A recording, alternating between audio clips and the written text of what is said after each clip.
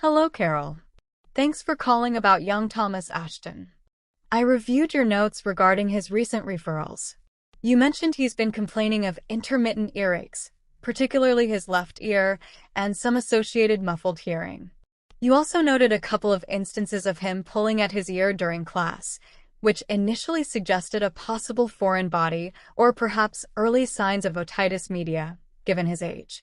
However, you also mentioned a recent history of nasal congestion and a mild sore throat that resolved spontaneously. He hasn't had any fever or discharge, which makes a straightforward infection less likely. He did mention some sensitivity to loud noises recently, which is a bit unusual given the other symptoms. Yes, Dr. Mihira. That's a good summary. The inconsistent nature of his complaints is what made it a bit puzzling. The earaches aren't constant, and the hearing seems to fluctuate. The pulling at his ear has also become less frequent in the last couple of days. He mentioned the noise sensitivity only yesterday, saying the school bell sometimes feels too loud. His parents haven't reported any significant issues at home, just the occasional complaint about his ear feeling blocked. Right, the fluctuating symptoms and the new report of noise sensitivity, alongside the recent nasal congestion, make me lean away from a simple infection or foreign body. It could be related to eustachian tube dysfunction, perhaps triggered by the recent mild upper respiratory tract infection. The sensation of a blocked ear and the noise sensitivity can both be indicative of pressure changes in the middle ear. Let's advise observation for now, focusing on managing any nasal congestion if it recurs. If the symptoms persist or worsen, especially the hearing loss or noise sensitivity, we can schedule him for a tympanometry to assess middle ear function.